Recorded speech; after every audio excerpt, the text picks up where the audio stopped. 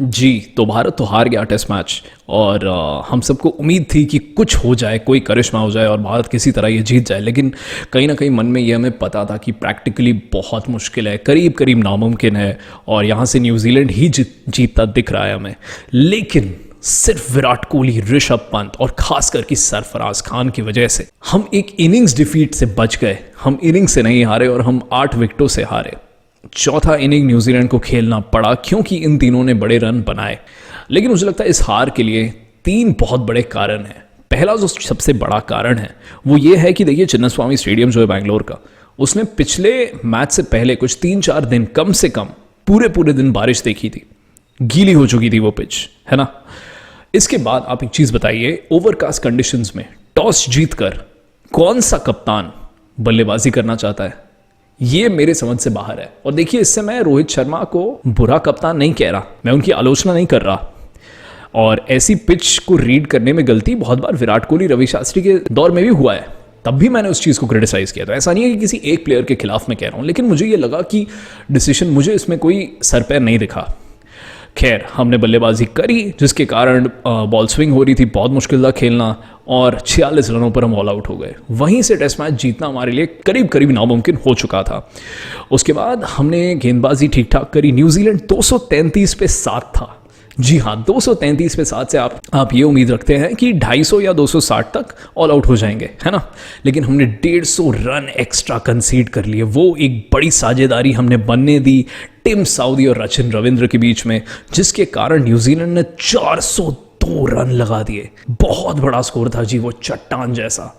वहीं से भारत के लिए बहुत मुश्किल हो चुका था, लेकिन फिर हमने इतनी बढ़िया बल्लेबाजी करी दूसरी पारी में कि लग रहा था कि अब तो शायद बहुत बड़ा स्कोर बन जाएगा और 550 रन लग सकते हैं। क्योंकि देखिए, विराट कोहली ने 70 रन बनाए और 81वां शतक आते आते नहीं आया, अनलकी थे, आउट हो गए।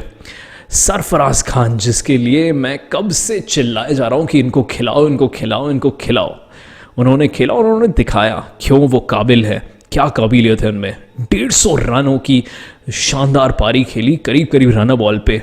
और फिर हमारे अपने wicket keeper batsman Rishabh Pant, क्या बल्लेबाजी करी है यार।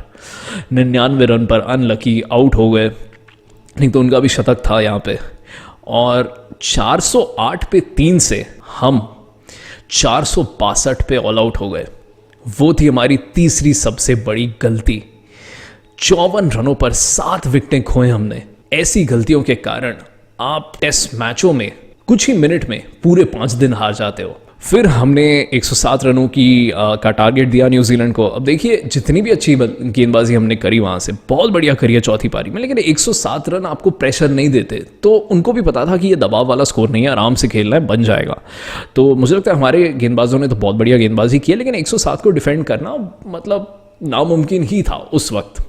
तो इसलिए मैं गेंदबाजों को कोई दोष नहीं दूंगा इसमें। हमें बल्लेबाजी पहली पारी में थोड़ी ठीक ठाक अगर हम कर लेते तो ये पूरा टेस्ट मैच हमारा होता।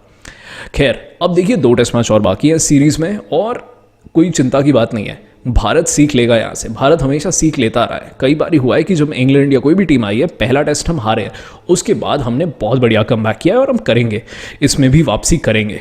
बाकी 2 टेस्ट मैच आराम से भारत को जीत जाना चाहिए, कोई दिक्कत नहीं आनी चाहिए। मैं न्यूजीलैंड को कम नहीं आंक रहा, लेकिन मैं अपनी टीम को सही आंक रहा हूँ।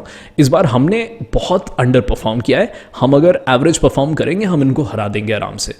केन विलियमसन वापस आने वाले हैं, तो विल यंग बाहर होंगे। वो उनकी बल्लेबाजी को ज़रूर तगड़ी करेगी, उनकी कप्तानी वापस होगी।